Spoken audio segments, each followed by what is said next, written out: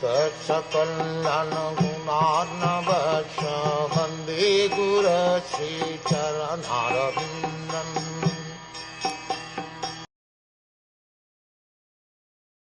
On hearing Suta Goswami speak thus, Saunaka Muni, who was the elderly, learned leader of all the rishis engaged in that prolonged sacrificial ceremony, congratulated Suta Goswami by addressing him as follows. In a meeting of learned men, when there are congratulations or addresses for the speaker, the qualifications of the congratulator should be as follows.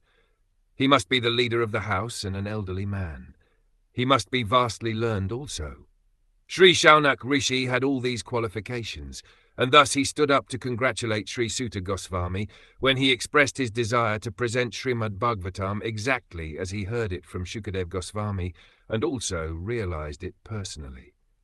Personal realization does not mean that one should, out of vanity, attempt to show one's own learning by trying to surpass the previous Acharya.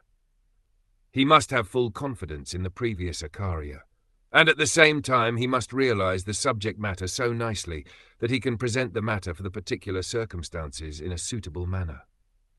The original purpose of the text must be maintained.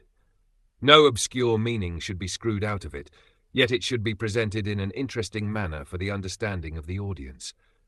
This is called realization. The leader of the assembly, Saunaka, could estimate the value of the speaker, Sri Suta Goswami, simply by his uttering Yathadhitam and Yathamati, and therefore he was very glad to congratulate him in ecstasy. No learned man should be willing to hear a person who does not represent the original Acharya. So the speaker and the audience were bona fide in this meeting where Bhagavatam was being recited for the second time. That should be the standard of recitation of Bhagavatam, so that the real purpose can be served without difficulty. Unless this situation is created, Bhagavatam recitation for extraneous purposes is useless labor, both for the speaker and for the audience.